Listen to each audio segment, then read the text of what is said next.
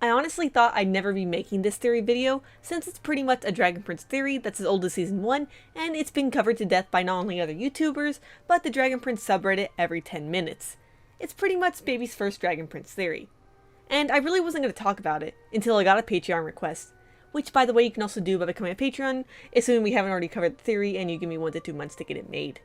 So today, by the request of Dimitri Rothstein, I'm going to be talking about what is up with King Harrow and Pip, and throw in a theory about Viren and his magical coins, because why not? It's always a good time to talk about Zombie Dad. I am Haley, and let's talk about my favorite show, The Dragon Prince.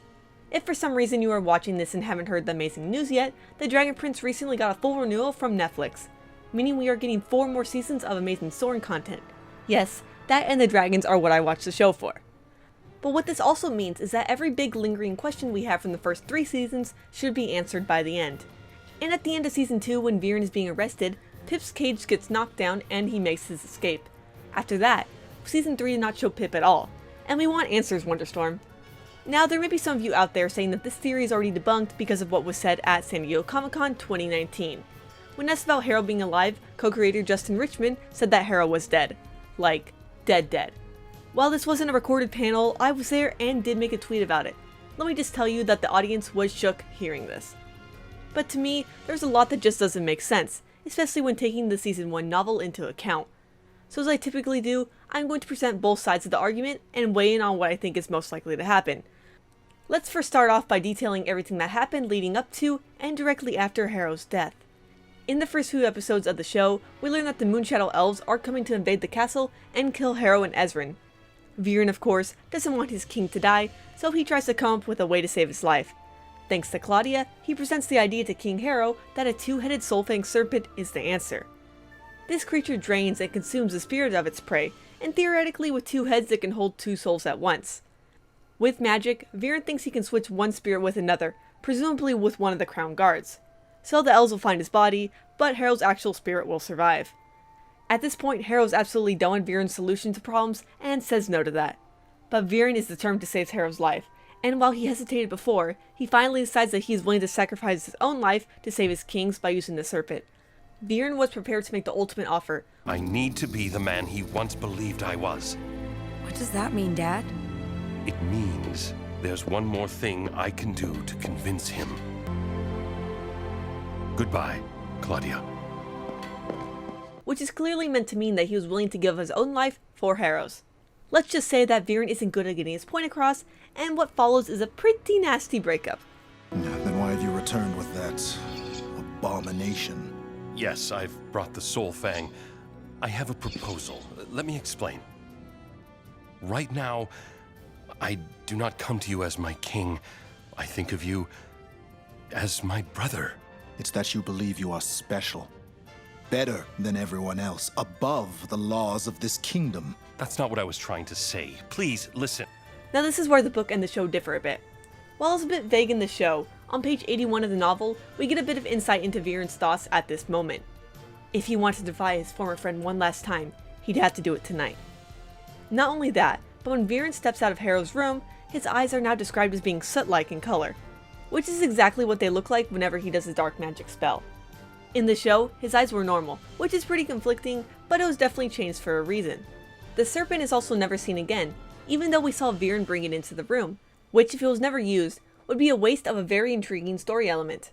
Also, from this moment on, Viren has a pretty noticeable change in demeanor, so much so that a lot of fans, myself included, thought that something possessed him. What is more likely though, is that we just didn't really know Viren much by the end of episode 3, and from this moment on, he believes himself to be the king. And because of this, he has no issue with telling Soren to grab Callum and use a spell to silence the prince. So when Callum tries to call up for Harrow, Viren has something to take care of that. The novel even clarifies that Viren knew someone would want to scream out on this night, and was ready for it by using a tiny black claw of a mummified cat. Once Callum does get his voice back, he quickly calls out for Harrow, but there's no response. Dad! That is super important, as if Harrow heard his stepson calling out for him, surely he would have ran out of his room to help. Yet, everything stayed silent, which is kinda creepy if you think about it. So everything in the show and novel up to this point really makes me suspicious about what Viren did in Harrow's so-called final moments. It's clear he did something, though it's not clear exactly what.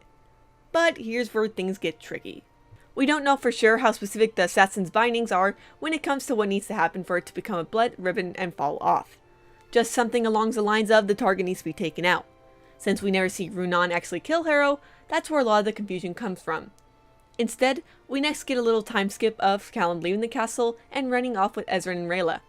The scene after that shows Runan limping out towards the balcony, his bindings falling off and turning red, and sending the ribbon out along with a Shadowhack arrow to the queen. We have no idea the state Harrow was in when Runan found the king, but it's safe to say his body was still alive.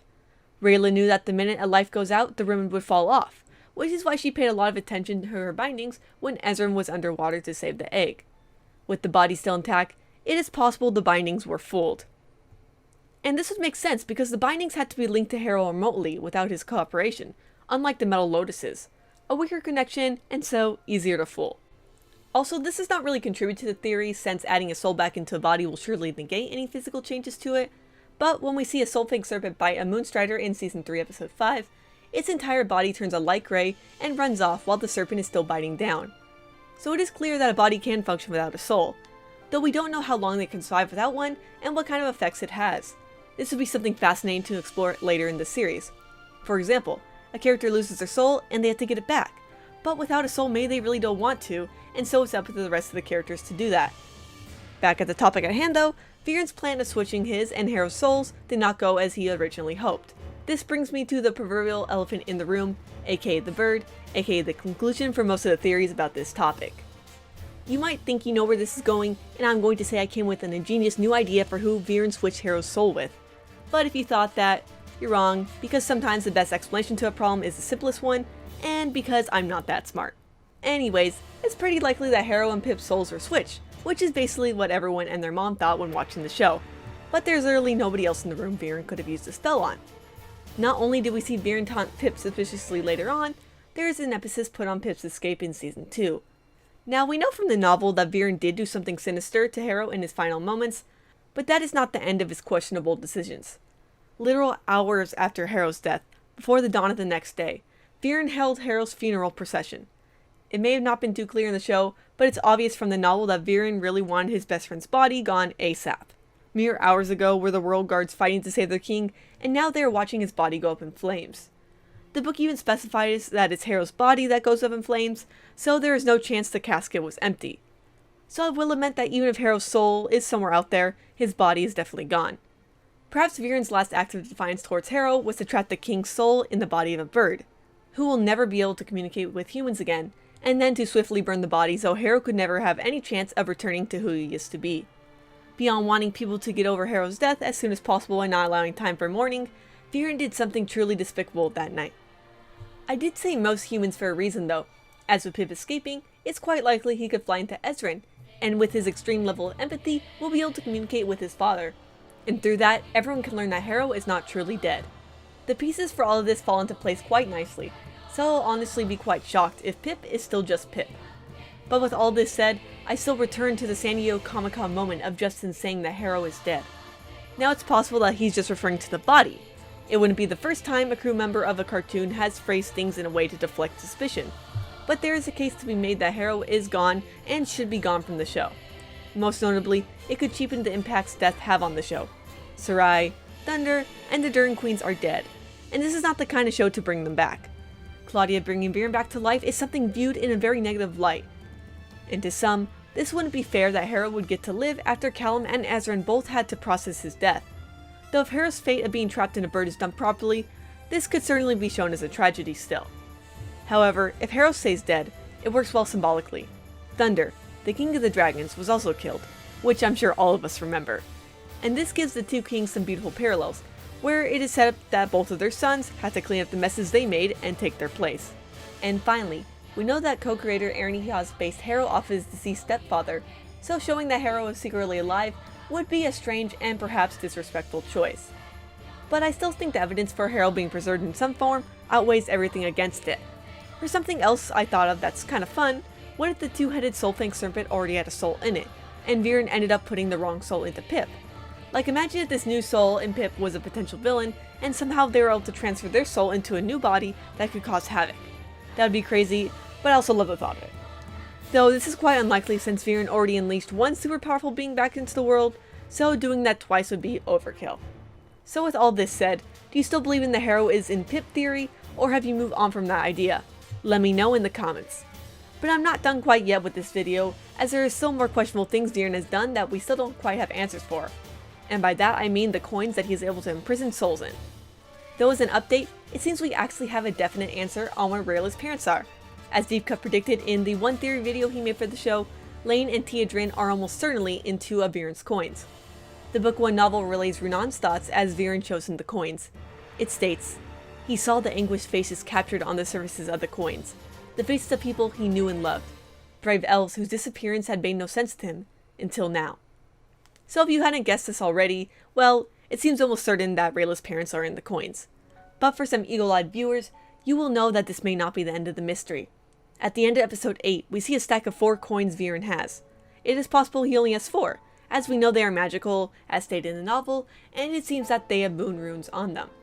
Viren is known for taking elven objects, from mirrors to primal sources, so he is no stranger to having things he really shouldn't. Which leads me to believe that these 4 coins we see are the only ones he has, since he wouldn't know how to make more. But since he uses a dark magic spell with these coins, he is clearly using these coins for something other than their intended purpose. Whatever the case, I believe that this stack of 4 coins is intentionally done. We know who is in 3 of them so far, as previously mentioned, but that leaves us with 1 leftover coin.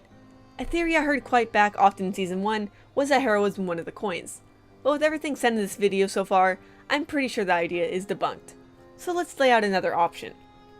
What if I told you it's empty, but if Viren had his way, it wouldn't be for long, and Rayla knows that. At the very least, it's becoming a fear Rayla has that Viren has set his sights on putting her soul in the coin. It'd be quite fitting, as 3 of her parental figures already changed. This fear began when Viren showed Rayla his sack of coins, and said it would be a pleasure to add 1 more Moonshadow elf to his collection. Then in preview we have for the upcoming graphic novel, Through the Moon, Rayla has a nightmare that Runan, her parents, and even Callum are trapped in ice. She sees Viren, who says she'll be joining them very soon, which directly parallels the scene in Season 3.